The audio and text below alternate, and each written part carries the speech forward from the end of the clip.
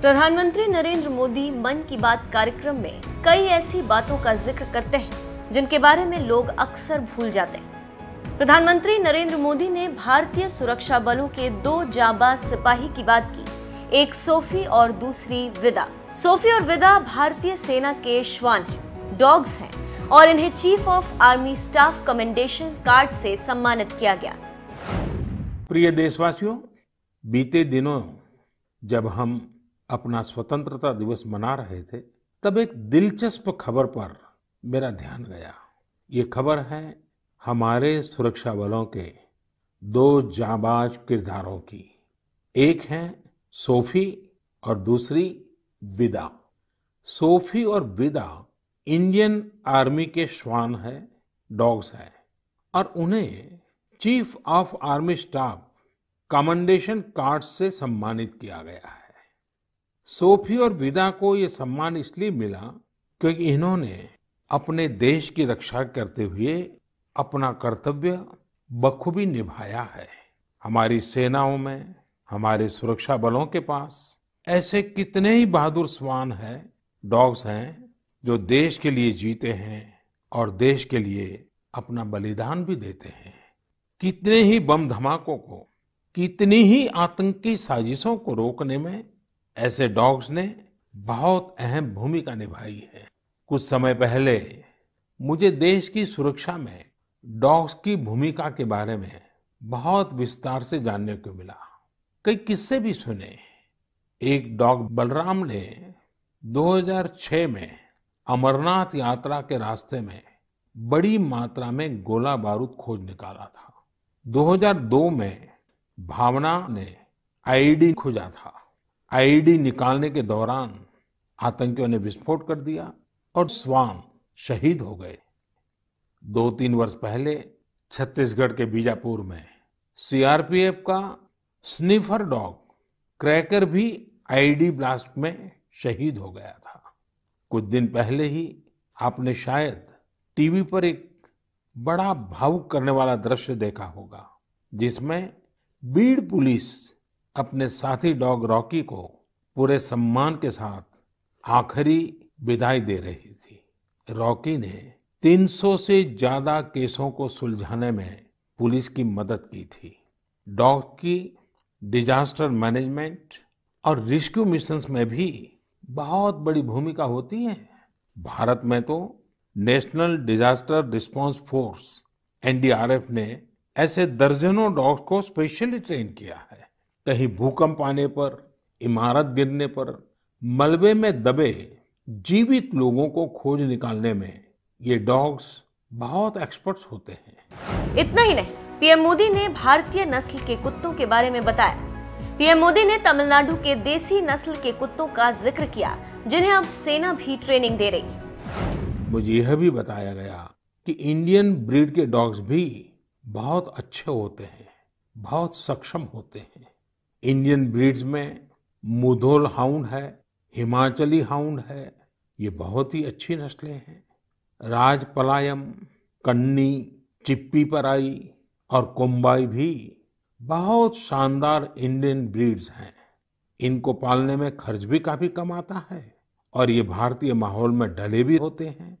अब हमारी सुरक्षा एजेंसियों ने भी इन इंडियन ब्रीड्स के डॉग्स को अपनी सुरक्षा दस्ते में शामिल कर रही है।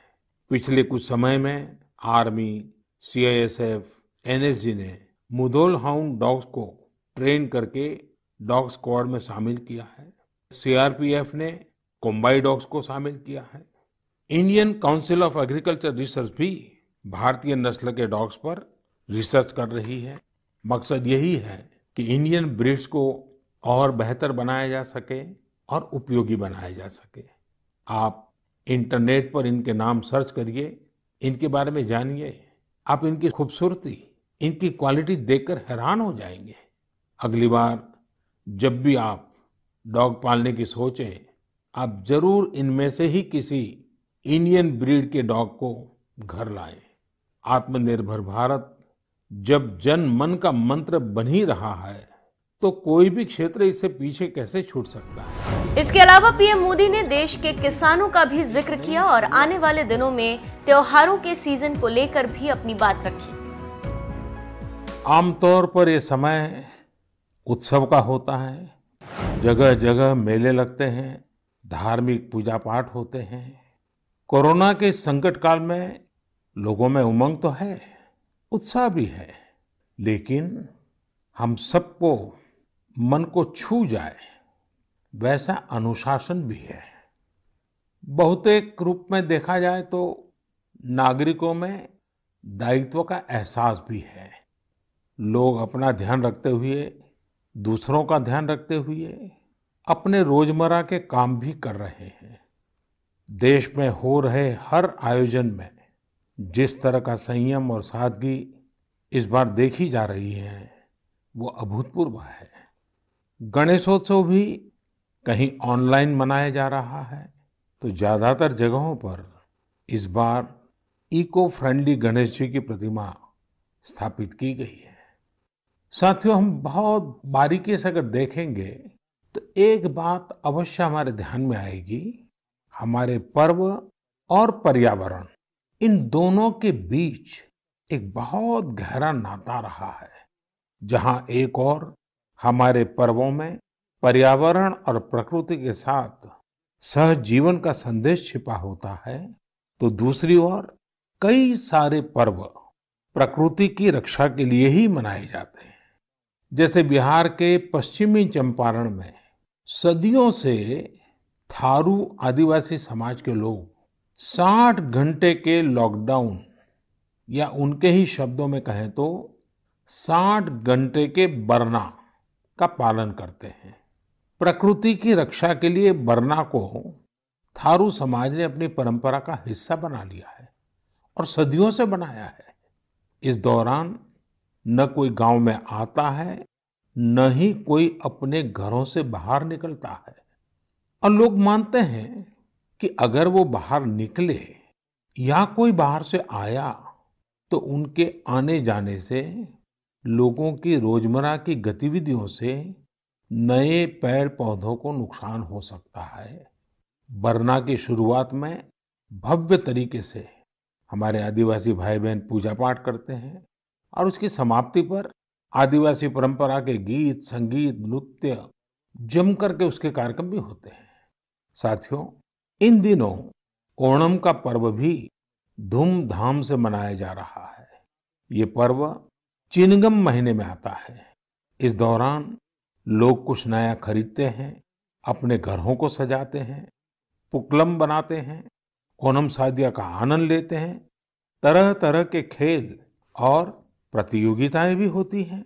ओणम की धूम तो आज दूर सुदूर विदेशों तक पहुंची हुई है। अमेरिका हो, यूरोप हो या खाड़ी देश हो, ओणम का उल्लास आपको हर कहीं मिल जाएगा।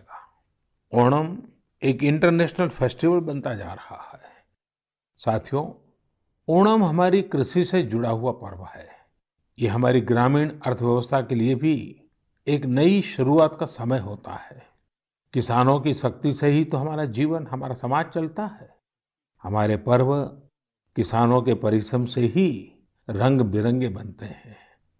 हमारे अन्नदाता को, किसानों की जीवनदायिनी शक्ति को वेदों में भी बहुत गौरवपूर्ण रूप से नमन किया गया है। ऋग्वेद में मंत्र है, अन्नानाम पतये नमः, अन्नानाम पतये नमः, क्षेत्राणाम पतये नमः। अर्थात अन्नदाता को नमन है, किसान को नमन है। हमारे किसानों ने कोरोना के इस कठिन परिस्थितियों में भी अपनी ताकत को साबित किया है। हमारे देश में इस बार खरीफ की फसल की बुआई पिछले साल के मुकाबले 7% ज्यादा हुई है। धान की रुपाई इस बार लगभग 10%, दालें लगभग 5%, मोटे अनाज, कोर्स सीरियल्स लगभग 3%, ऑयल सीड्स लगभग 13%, कपास लगभग 3% ज्यादा बोई गई है। मैं इसके लिए देश के किसानों को बधाई देता हूं उनके परिश्रम को नमन करता हूं।